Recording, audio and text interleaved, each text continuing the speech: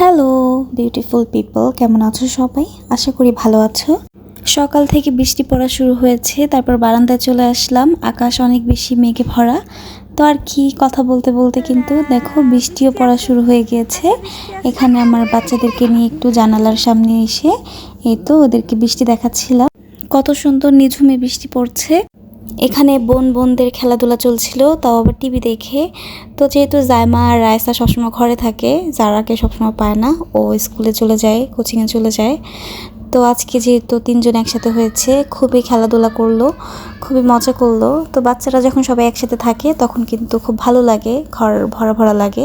তো ওদের নিয়েই তো জীবন, তো আর কি। এখন চলে আসলাম দুপুরে রান্না করার জন্য।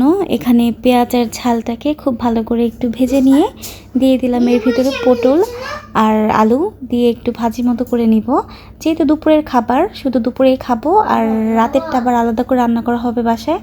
তো দুপুরের জন্য কোনো রকম হালকা পাতলা রান্না করে নিচ্ছি। পটলটা কিন্তু আমি এভাবে করে আলু পেঁয়াজ আর ঝাল দিয়ে একটু ভাজা ভাজা করে খেতে বেশি ভালোবাসি। অনেক রকম করে পটল ভাজা যায়, কিন্তু আমি এভাবে করে খাই, আমার কাছে ভালো লাগে। তো আর কি, এই তো এখানে কিন্তু হয়ে গেছে আমার পটল আলু ভাজা। তোমরা কিভাবে করে খাও আমাকে জানিও। তারপর আমি এখানে একটা ফ্রাই প্যান গরম করে নিলাম। শুধু তো আর ভাজি দিয়ে খাওয়া যায় না, তার জন্য আমি এখানে ইলিশ মাছ ভেজে নিব, আর কালকে রাতের মুরগি আর গরুর তরকারি আছে। তো সব মিলিয়ে আমার দুপুরের খাবার কিন্তু হয়ে যাবে এটা দিয়েই।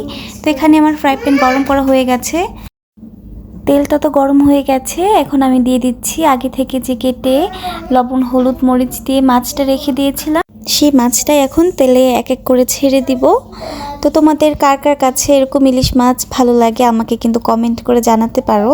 যেহেতু ইলিশ মাছ সবারই পছন্দের একটা মাছ, তো আমি অনেক বেশি পছন্দ করি এই মাছটা, আর আমার ঘরে আমার বাচ্চারাও পছন্দ করে। তো আর কি, আমি এখানে মাছটাকে ভেজে নিচ্ছি। আর এই মাছটা নদীর হওয়ার কারণে কিন্তু অনেক বেশি স্মেল ছিল, ভাজার সময় পুরো ঘর ঘ্রাণ হয়ে গিয়েছিল। মাছটাকে এখানে কড়কড়া করে ভেজে নিয়েছি, আর সাথে 3টা শুকনো ঝাল পুড়িয়ে নিয়েছি। মাছ ভাজাও হয়ে গেছে, এখন এটা খাবার পালা। তো কালকের তরকারি ছিল, সব মিলিয়ে দুপুরে লাঞ্চ হয়ে যাবে। তো আমি এখন এটাকে নামিয়ে নিব।